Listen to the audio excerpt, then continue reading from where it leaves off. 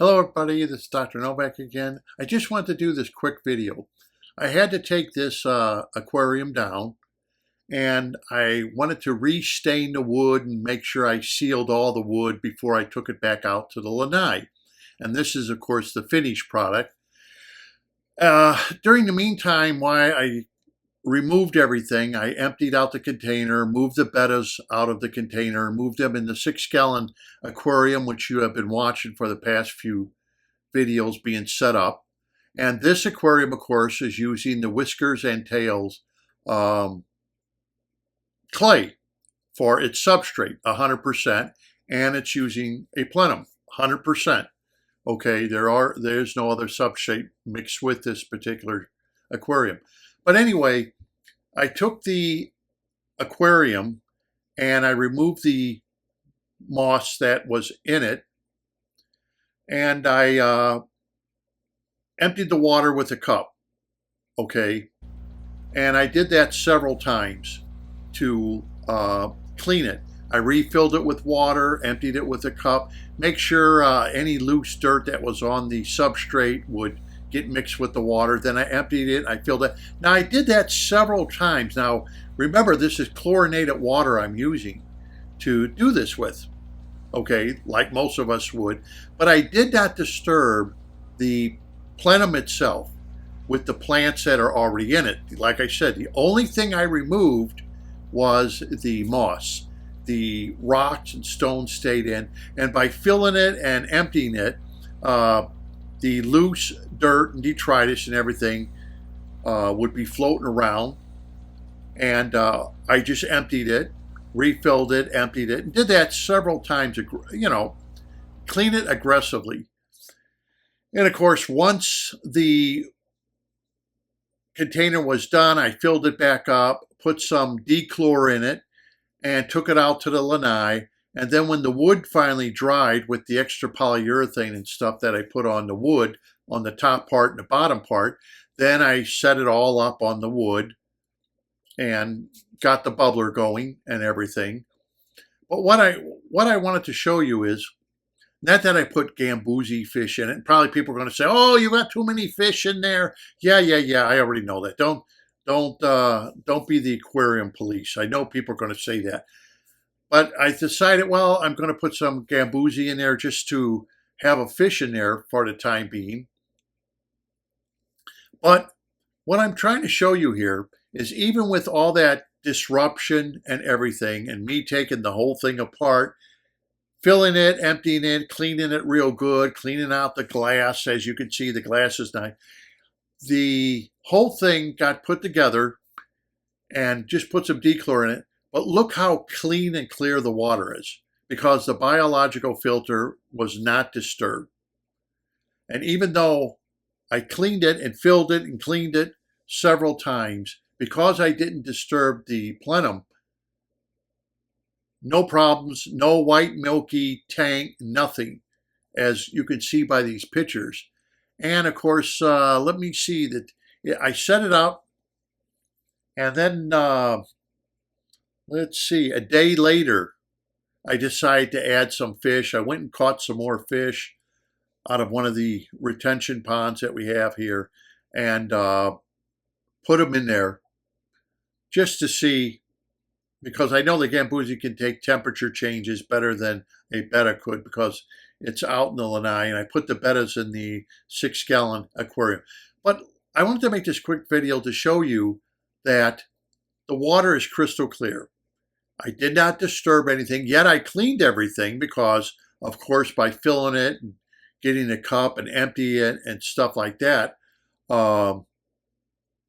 you would think that it would destroy all the bacteria, but basically the bottom of the aquarium stayed with water in it, the very bottom, where the substrate is.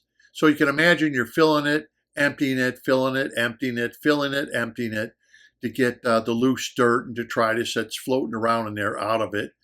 And look at this, it's crystal clear, no milkiness, no nothing. Because I didn't want to disturb the bottom of the aquarium, because of the fact I had those plants and I didn't want to undig them out or anything else. So I didn't bother that part of the aquarium. And of course, everything got nice and clean. But I wanted to show you this because of the fact that I didn't have to do any disruption to the plenum. Okay.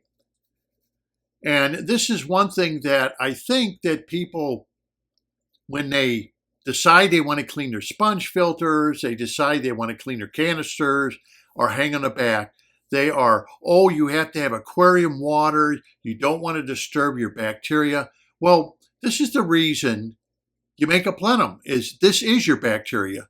Don't worry if you aggressively clean your canister filter or your hang on the back filter. I mean, this is what we used to do. This is how it was done. You depended on your substrate to give you your biological filter. Everything else was just mechanical. And as the years have went by, we have now treated everything as a biological filter because we really can't trust the substrate anymore to be biological unless we put tons of plants in. And that's not the way it used to be. People didn't use live plants like today. And I guess we can understand why live plants have become so popular, because it's a new business. But back then, a lot of artificial plants were used, and therefore, we didn't depend on live plants to do any biological activity. It was the substrate that did 100% of your biological activity, and everything else was just an add-on to help. But I know the pictures really don't show very much, but the water is just gin clear, crystal clear. And because the biological filter didn't need to be touched, even though it's 6 months old, there's no reason I had to go and aggressively get a vac and vacuum the substrate. I didn't have to do that. All I had to do was just take the moss out, fill it and empty it and get that loose dirt and detritus out of there. Clean the glass aggressively, make sure that no algae and stuff was on it. And it almost looks like there's no liquid in the aquarium itself. Yet it's able to hold fish immediately because the biological was not disturbed, and it's able to look crystal clear even after aggressively cleaning the tank. And I just thought I would show you this because this is how it was years ago. You had your substrate and you had maybe a little box filter in your aquarium, which was your mechanical filter to clean and filter out any loose dirt or anything that was free flowing in the aquarium. And your biological filter was biological. And we seem to have gotten away from that, where now we are using plants constantly, which means a greater expense in our aquarium.